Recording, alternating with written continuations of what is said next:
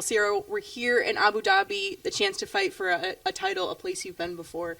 Does this week feel any different compared to the past title fights that you've had?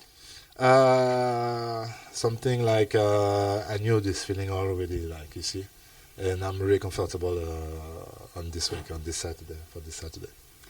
Given the fact that you've been able to fight for a title before, what are some of the experiences or lessons that you've learned from those fights with Jon Jones and Francis Ngannou that you're taking into this week and this fight with Tom Aspinall? Yeah, every time we're talking about the pressure we have on the shoulder during this fight week until Saturday, because a lot of media, a lot of storytelling. But I knew already this feeling. Like I remember my first time was again Francis Ngannou. It was a huge pressure because of the storytelling. My former partner in the gym and some stories like less for Jon Jones, but it's still Jon Jones, so, and less for Aspinall. You see, I got an experience. And for this camp, you came over to Dubai early. You said you did some training in Paris, then came to here. What's just your mindset? How are you kind of approaching this fight with Tom Aspinall, someone who has such little cage time and footage on him? Comfortable on this situation. When I started my career in the MMA, I was already at the very first year comfortable on my ground game, the wrestling game. When you look at the statistic, I finished some fight on the ground game with some submission, and unfortunately I lost just one time by submission. Anyway, I'm really comfortable now on the wrestling, some guy, because I spar with Umar Khan, Regrek is a really bully guy from the wrestling from Senegal. Some guys with like Amdi gonna fight also this Saturday.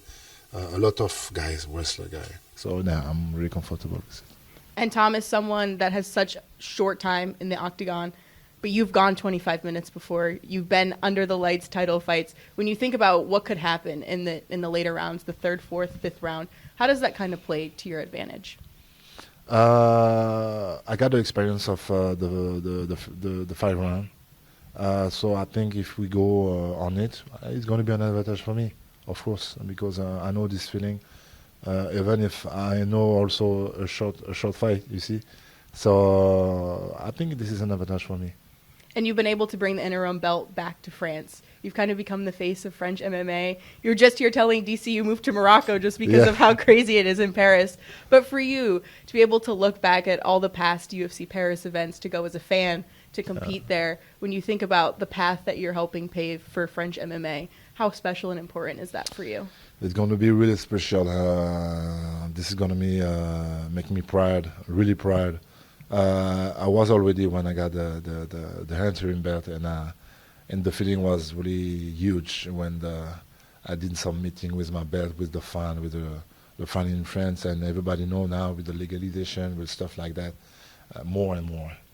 And you said something on UFC Countdown that really stuck out to me. You said, I know I'm a good fighter, but to have a belt will be different. When you think about hearing and knew to have the belt, bring it back to France, what do you think that feeling's going to feel like? Yeah, like I said, to have the belt means you are the baddest guy in this planet, you see.